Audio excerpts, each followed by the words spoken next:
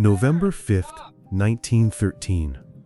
40,000 people gathered in the Mojave Desert. They stood along a dry canal that stretched to the horizon. An engineer raised a flag. Workers opened the gates. Water exploded into the channel. The crowd cheered. Photographers captured the moment. Newspapers called it the greatest achievement of the West. Los Angeles had brought water across 233 miles of desert. 200 miles north, a farmer stood in his orchard. The trees were dying. The irrigation ditches were empty. His neighbors were packing to leave. The city had taken their water.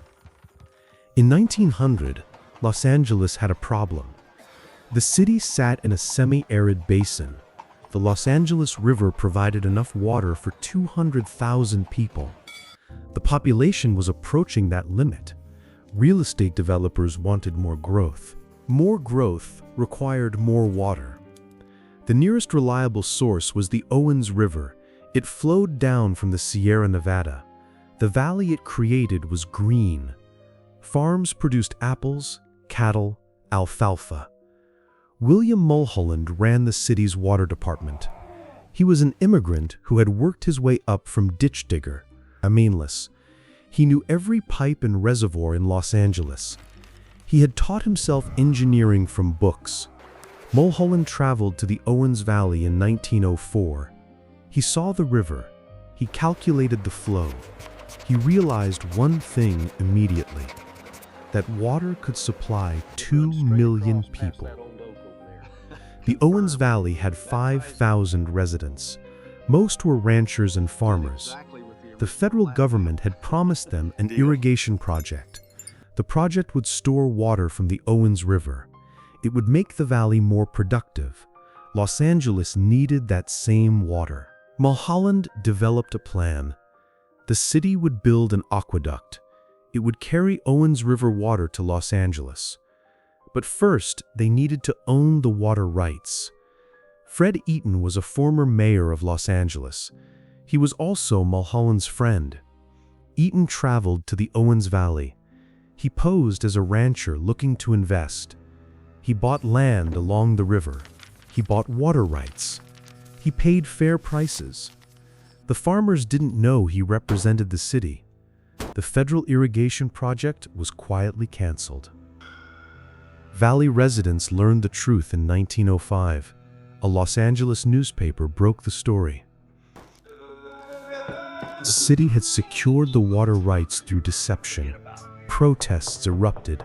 Farmers demanded intervention. Politicians in Sacramento did nothing. Los Angeles had the money and political power. The Owens Valley did not. Construction would begin. The aqueduct would cross 233 miles. It would traverse the Mojave Desert. It would tunnel through mountains. It would drop 2,000 feet in elevation.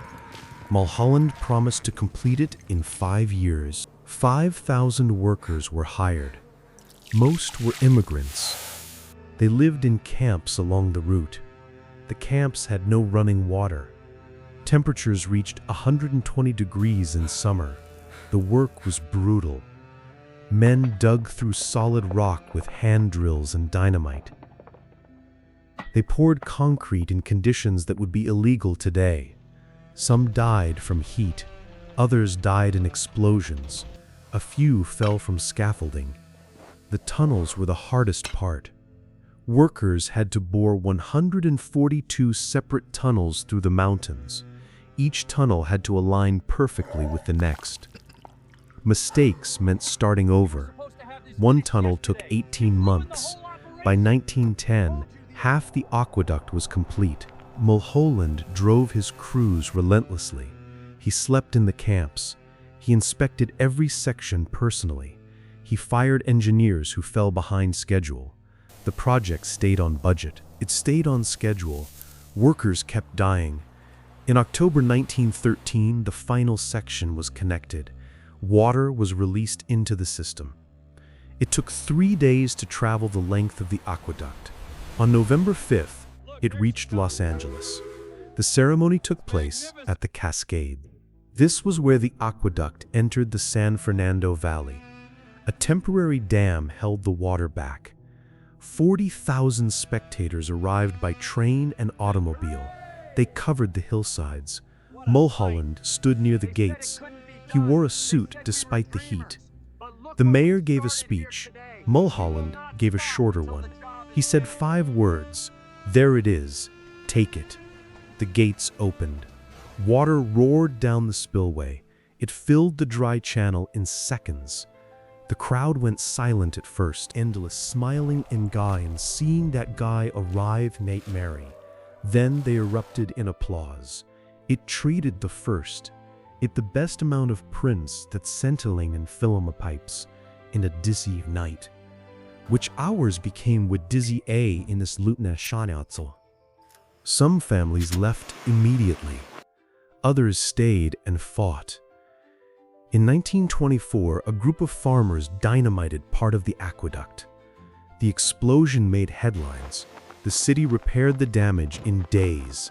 More bombings followed. Los Angeles sent armed guards. The guards were deputized and carried rifles. The resistance failed. By 1926, most of the valley's farms were abandoned. The city bought the remaining properties at distressed prices. Owens Lake, which had covered 100 square miles, began to shrink. By 1930, it was dry. The exposed lakebed created toxic dust storms. They would continue for decades. The aqueduct transformed Los Angeles. The San Fernando Valley became farmland. Then it became suburbs. Hollywood expanded. The population exploded. By 1930, Los Angeles had 1.2 million residents. By 1960, it had 2.5 million. Swimming pools became common. Lawns stayed green year-round. The city built more aqueducts to the Colorado River in Northern California. Mulholland became famous. A highway was named after him. He died in 1935. The Owens Valley never recovered. The population today is less than half what it was in 1900. The lake remains dry. The dust still blows. In 2014, Los Angeles finally re-watered part of the lakebed. This was done to control the dust. It took 100 years. The water wars shaped California. They showed what happens when one region controls another's resources. In the West, water is power. Cities rise, valleys empty. The desert remembers.